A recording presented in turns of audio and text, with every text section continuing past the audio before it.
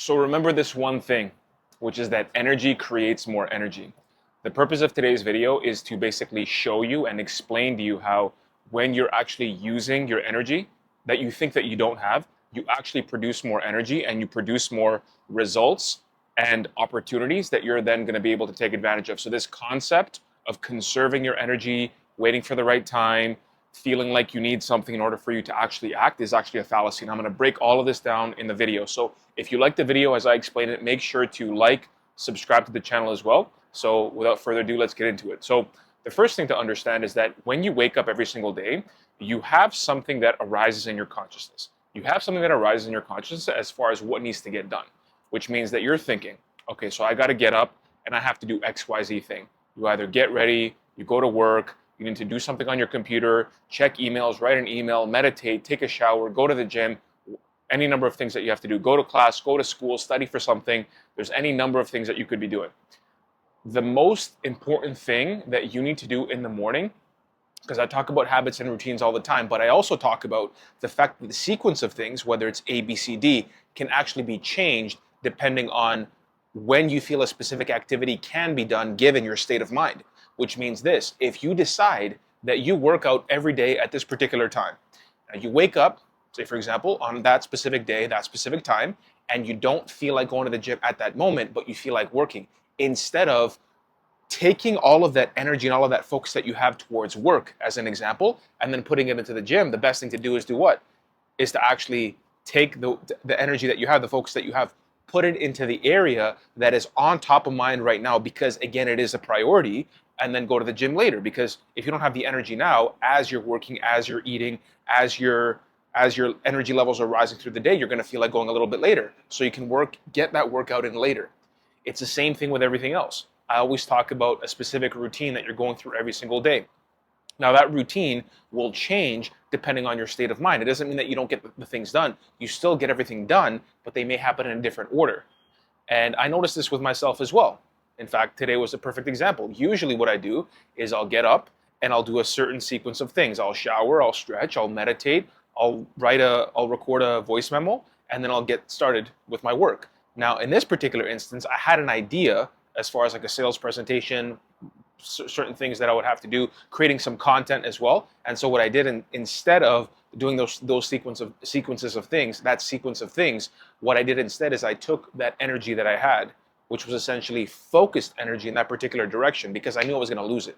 When you have an insight, when you have a moment to do something, capitalize on opportunity, because you don't know when that opportunity is going to arise again. So the best thing that you can do at any given moment is capitalize on the opportunities as they present themselves to you in your mind.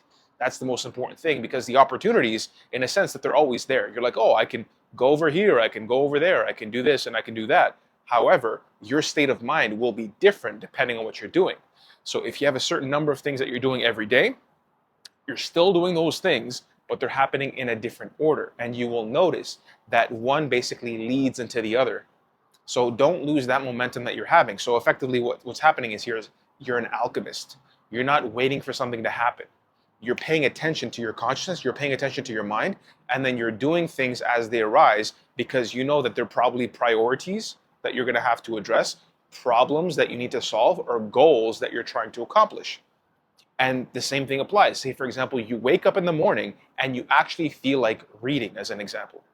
So it's good to read 30 minutes a day. You get your mind focused and zoned in on a specific concept, because by reading something, it doesn't really matter what you're reading, is that it's going to stimulate that part of your brain that has that verbal capacity. So verbal articulation, comprehension, clarity, speaking.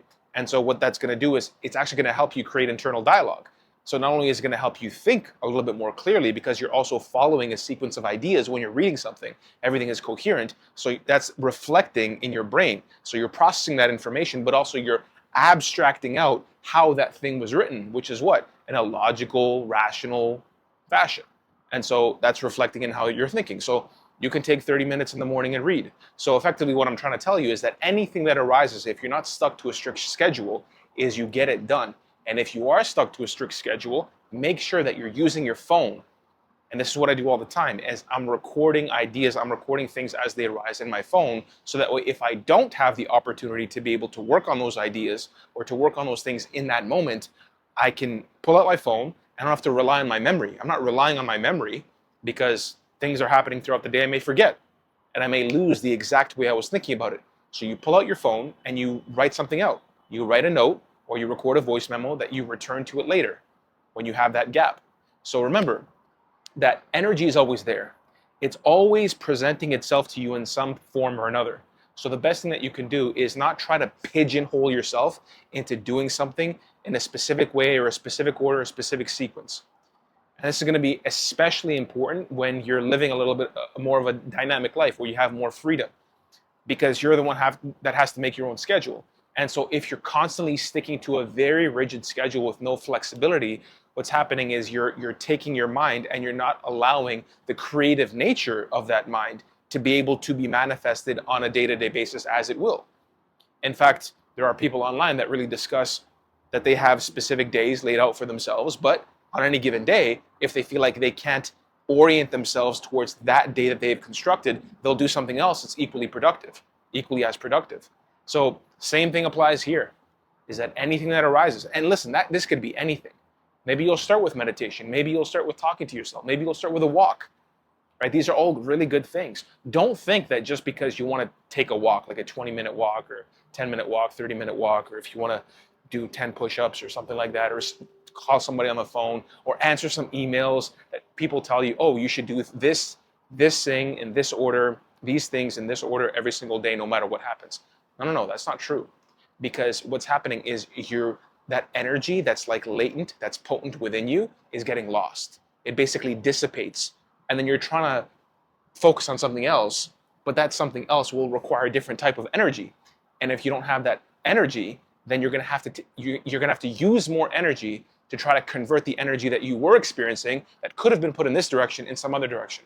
So it's like you're losing the magic of the first thing, plus you have to spend more energy to do this other thing, which you're not going to do as effective. So it's not really an optimized approach to take. So just make sure that anything that arises in your mind is a form of energy, and then you can take that energy and put it into action. And what that's going to do is it's going to create momentum, right? So if you have something that you think that you need to do in a specific sequence and you're not doing that thing, keep one thing in mind, is that if you're not doing that thing, then that's okay. You just do something else, and that's going to create the momentum that you're looking for. Because sometimes it's going to be hard to create momentum if you don't really feel like doing the thing that's arising, but you force yourself through a sequence and you're like, why am I doing this? Why am I doing this? Versus just paying attention to what's arising in your consciousness, capitalizing on that energy, and then using that energy as momentum to move forward. So I hope that was helpful. If you liked the video, make sure you like it, subscribe to the channel. And that's pretty much it for me. If you like this video, sign up for my school group as well. It's free every Tuesday at 12 p.m. I do live group calls, so you can see me in there if you like the way I explain things. And that's it. Next time, I'll see you soon.